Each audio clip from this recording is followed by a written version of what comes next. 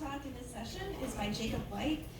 Title is The Defensive Silk Enigma, The Effects of Humidity on the Properties of Atypical Aggregate Land Secretions in the Western Widow Spider Latrodectus hespis. Well, good morning. Thank you for that introduction, and thank you for listening to my talk today. I'm a kind of budding arachnologist. This is more of a recent interest for me, but one thing that's really fascinating about silk to me is just the variety of uses spiders have for them. So that can include ballooning, for instance, in transport, or how they weave them into webs to capture prey, or for offense or for defense. And the latter of this is what our lab focuses on. And so most examples of silk use for defense are passive, meaning that the spider lays it well in advance of any predators. A couple examples of this include the stibulamenta of orb weavers and the urticating hairs and egg sacs, although I think there's some debate on the function of the stibulamenta there. The only example that we know of active silk use for defense, which I'm just going to be calling defensive silk, is seen in Latrodectus genus and close relatives.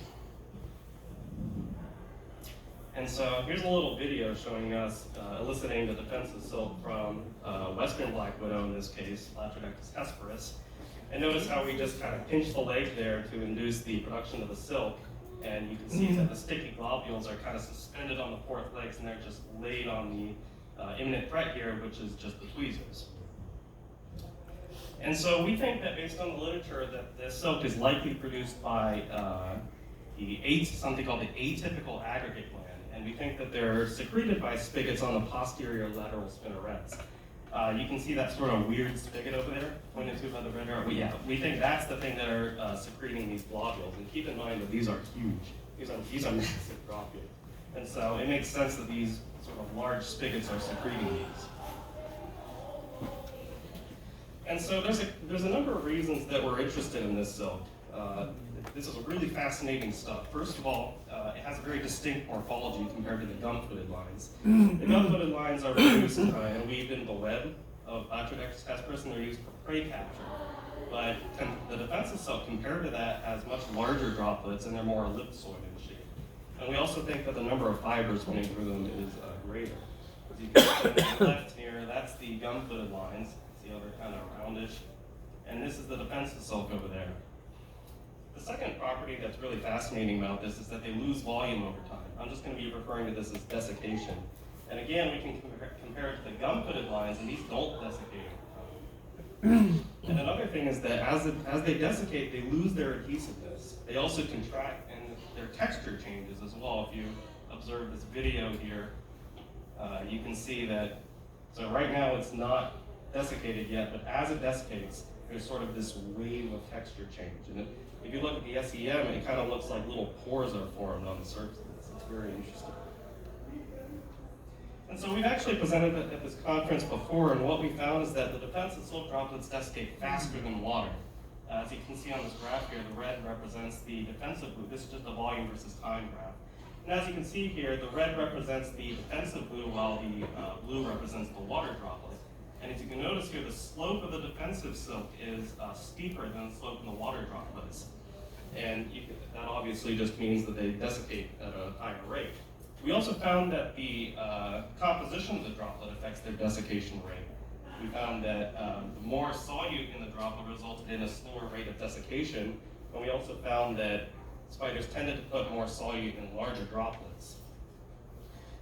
And here's a couple videos here comparing the rate of desiccation. On the left is a water droplet, and on our right is the defensive silk.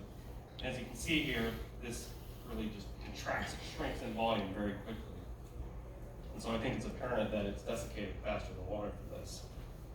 And so we wanted to basically just take the next step in this. Well, we found that the defensive silk droplets desiccate faster than water, so what does water vapor in the air have to do with this whole process here? And so basically in this experiment, we wanted to see the effect of relative humidity on the rate of desiccation of the droplets. We also wanted to take droplets that completely desiccated, blow humidified air on them, around maybe 80–90%, and we wanted to see if they could regain their volume. And we also wanted to see if they would change their adhesiveness at all, depending on the relative humidity. And so we're what you call budget scientists. We're a very poor university that's just undergrad, no graduate stuff going on. And so, of course, me being the undergrad that I was, I had to spearhead development of a humidity chamber.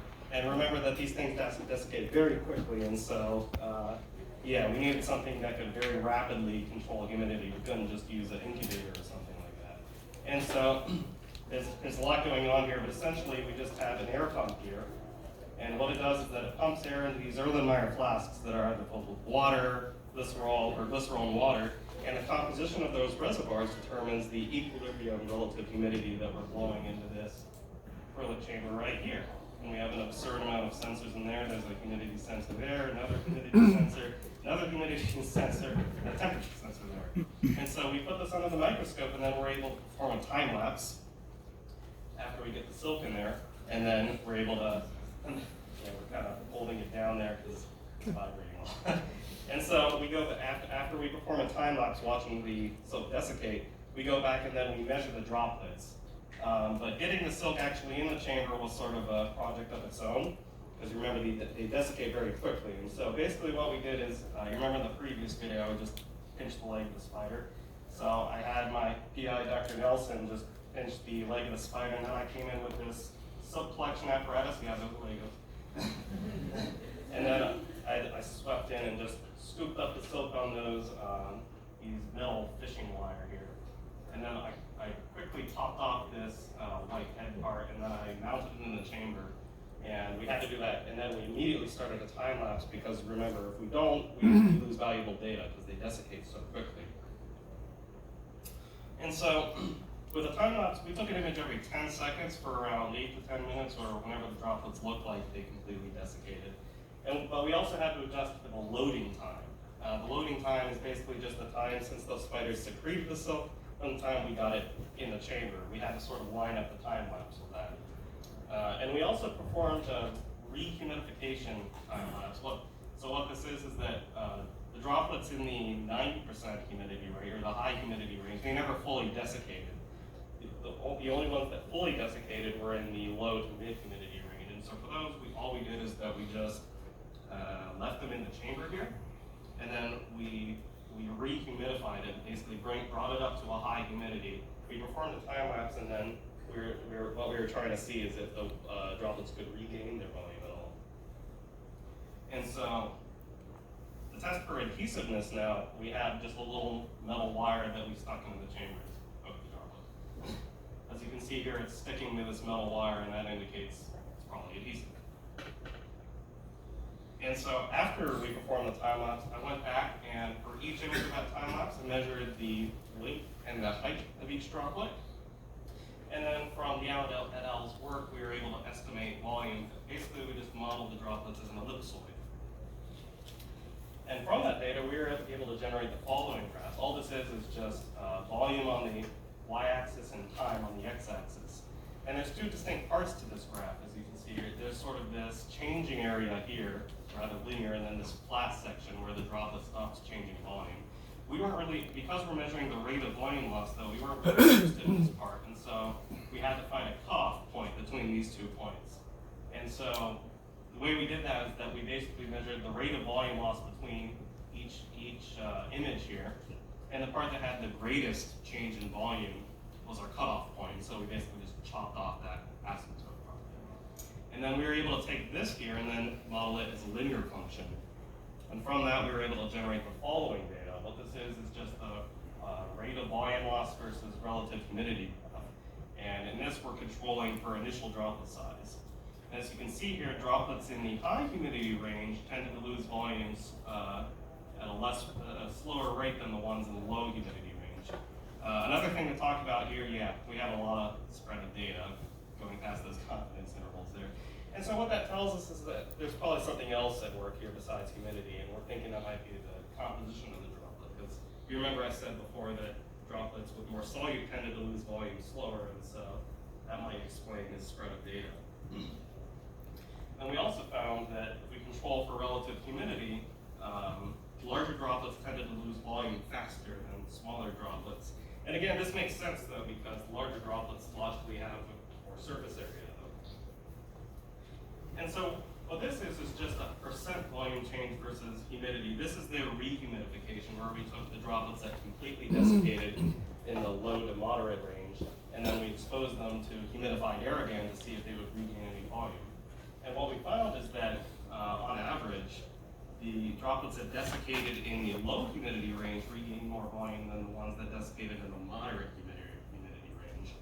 And I don't really have any graphs here to explain this, but we also, out of the 10 droplets that we had that completely desiccated, all but one actually didn't regain their adhesiveness.